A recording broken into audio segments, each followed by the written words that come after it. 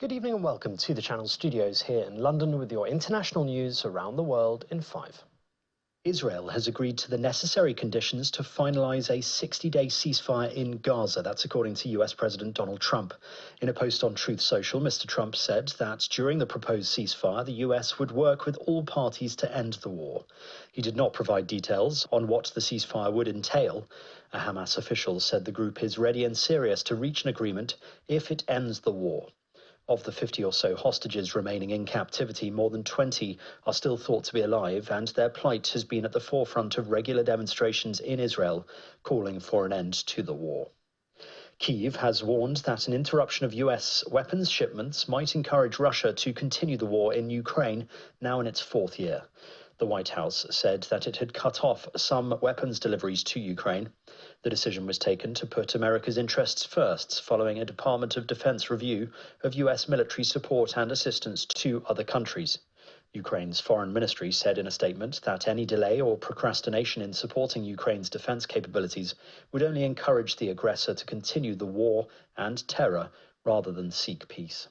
The music mogul Sean Diddy Combs has been found not guilty of racketeering and not guilty of sex trafficking ex-partner Cassandra Ventura and another woman referred to as Jane.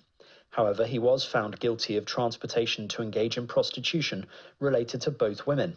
The trial heard from 34 witnesses over nearly 2 months, including ex-girlfriends, former employees of Combs, male escorts, and federal agents. The 55-year-old denied all the charges.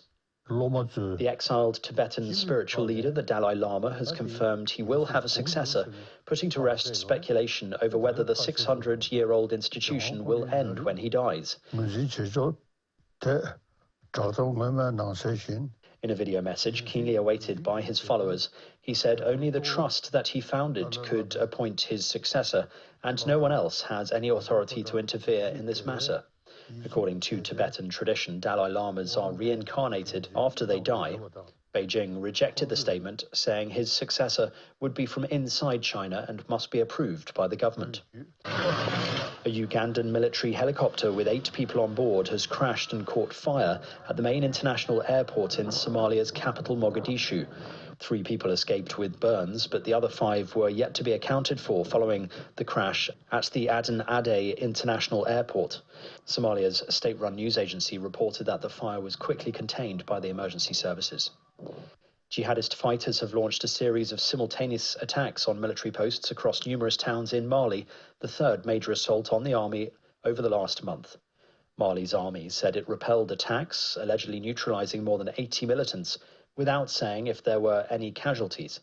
However, an al-Qaeda-linked group who said it was behind the attacks said it had taken control of 3 army barracks.